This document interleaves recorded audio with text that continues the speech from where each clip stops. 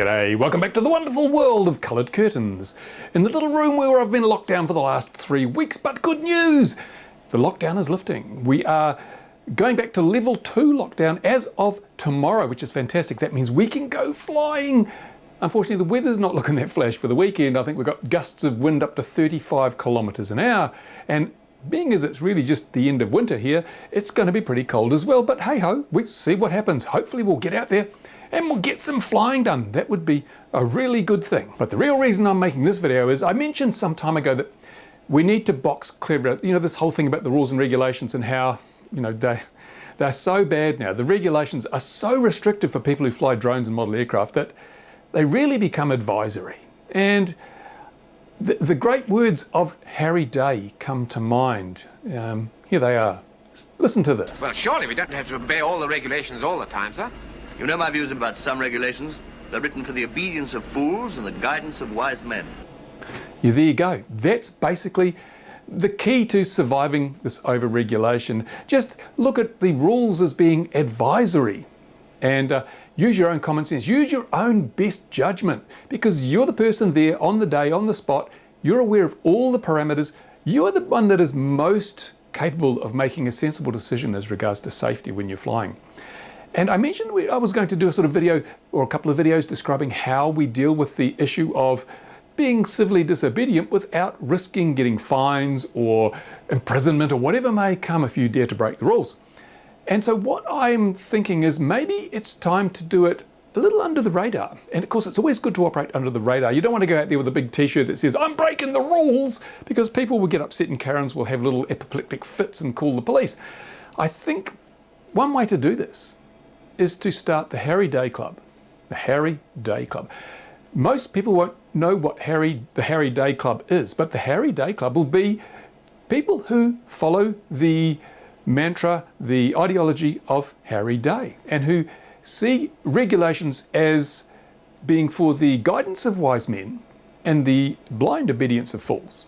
And I think that's what we have to do. We have to take that perspective, because if we just obediently follow the regulations, we're not going to be able to do a damn thing except fly in little grassy fields in the middle of nowhere. And that's not what the hobby's about. We've come from the days when all models were potentially dangerous. They had big model aircraft, you know, internal combustion engines on the front swinging meat cleaving props, and they weighed, you know, 2, 3, 4, 5, 6, 7 pounds, and we had the control systems were pretty marginal. You know, some of the early days radio control, it was sort of radio control some of the time, but not all of the time. They were quite dangerous. And I flew these things in schoolyards and parks and things. Nobody died. But now we've got lightweight models made of foam, and the foam absorbs impact. We've got radio control systems that are just so much better than the early days. Spread spectrum, highly resilient to interference. They have things like fail-safe. Fail-safe was not a thing when I got into the hobby. You know, if your model flew out of range, it just kept flying. Fail-safe, you can program it. In fact, everybody, one of the rules, I'm going to do some basic guidelines for safe flying. One of the key guidelines, especially with multi-rotors, is to make sure your fail-safe is set. And I always set my fail-safe to disarm. Disarm. I'm not talking about camera drones with GPS, you can do return to home. But for all my regular, you know, freestyle, I don't have any here, freestyle quads, the default action is fall out of the sky. And as long as you're not flying over people or other people's property, it's pretty safe. It's just going to fall on the ground. And knowing the way most freestyle quads are built, not even going to break. So fail-safe's critical. So we just need to be in a position where we can identify each other, we can have a common theme, something to bring us all together, those of us who think that the rules have gone too far. And we can do it under the radar so that even if you're approached by the police or a regulator or a member of the public and you've got your Harry Day, I'll get some t-shirts. I'm going to do some t-shirts up, some swag, time to do some swag. Let's say I'm a member of the Harry Day Club. Simple as that. Most people won't have a clue what that means, but you, I, and all the other people who have a sensible attitude to safety, who realise that the regulations have just gone too far and they're going to continue to go too far. We will fly with our 2 rules, the 2 rules that we will never violate. Never endanger people, never endanger people's property. Those are the 2 rules that we must pledge never to violate. And if we do that, all the other rules, as we say, are advisories. They are there to give you an idea of how you can make sure you don't endanger people, how you can ensure you don't endanger other people's property.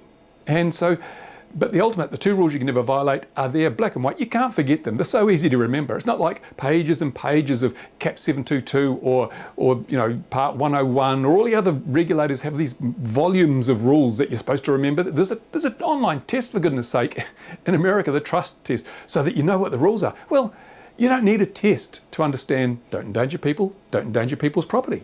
That is so damn simple. Yeah, all the other rules, they will give you helpful hints as to how you can avoid endangering people and property, but of themselves, they are just advisories. They're just a means to an end, and if we commit to the end, the two rules, then we don't need to follow those regulations absolutely. Yes, a lot of the time they are a good idea. A lot of the time you will find yourself following the rules because the rules are common sense. A lot of the rules are common sense. Don't fly over 400 feet. If you're flying in an area where there's likely to be manned aircraft, then staying below 400 feet dramatically increases your safety margin because the manned aviation, well, they should be 100 feet above you at least. Of course, we know that doesn't always happen, but it's still a step in the right direction. Other things you can do is ADS-B alarms, carry a VHF radio scanner, those things which can make a huge difference to safety. And carrying a scanner is not in the rules. Carrying an ADS-B alarm, it's not in the rules. But it's things that we can do that go above and beyond the rules because we're focused on the two real rules, the two overriding rules. And the other rules there that the regulators create are just advisory, means to an end. But if we can get to the end without having to be overly restricted by those means, we're all better off. The skies are safer. We get to do more fun things without ridiculous restriction, and everybody wins. So go to the comments now, go down there, and tell me what you think. Is the Harry Day Club a good idea? Is it a good way of advertising what you're doing without telling people what you're doing? And it might be a good way to engage with the public. If someone comes and says, what is the Harry Day Club? Well, you can explain to them that it's a group of model flyers and drone flyers who are focused on safety above and beyond the regulations that exist by the regulators. And if you put it that way, people go, wow, that's fantastic. You guys, super safe thing. You're great. You're not relying on the rules alone to make you safe. What more could we ask for? We've got to promote ourselves in this way that we are going above and beyond. Having a AV-band, VHF scanner radio, ADS-B alarm, all those things. Now, we may be flying FPV when it's safe to do so without an observer in breach of the regulations, because I think that's a crazy rule. It's a crazy, crazy rule. So there are many occasions when it is totally safe to fly FPV without a visual observer. And in that case, I have no qualms about doing that. But there are other things we're going to be doing as well with the Harry Day. So a lot of people, I think, are going to find SD cards in the grass. I mean, because you don't want to incriminate yourself. You don't want to be out there posting videos to YouTube and the FAA or the CAA or the Transport Canada see the videos and go, ooh, breaking the rules, let's fine them big money. It's happened. People in America have been fined large sums because they posted videos, incriminating videos. No. Silly thing to do. Now, you can still post videos, but don't be so blatant as to say, this was me flying on Sunday. So I found an SD card in the grass at the local park. This is what was on it.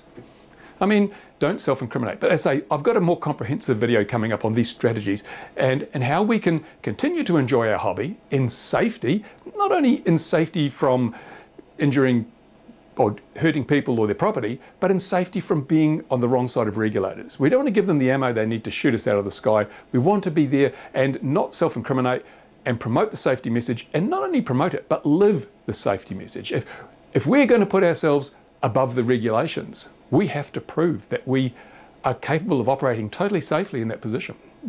We can't afford to be saying, oh, I'm not going to bother that. I'm not going to bother following that rule, not because it's not a good idea, but because I can't be bothered. She'll be right. No, you can't have that attitude. We have to be super safety, above and beyond. We can't just say, oh, rules are not for me.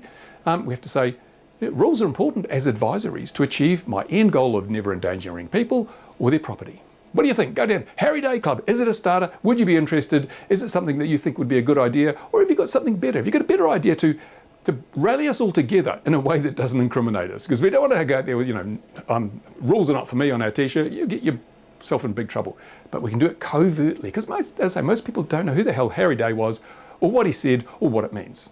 There you go. Go down to the commentary bit now, have your say. And if you think this is a good idea, give the video a thumbs up, for goodness sake. And as I say, lockdown 2 as of tomorrow, so weather allowing, finally back to the skies, back to flying, back to some more interesting and entertaining content. You won't have to look at this boring old wizened head for too much longer. But that's it. Thanks for watching. That's my video for today. Bye for now. Overregulation is like a tumor. It's killing our hobby. It must be terminated. Now!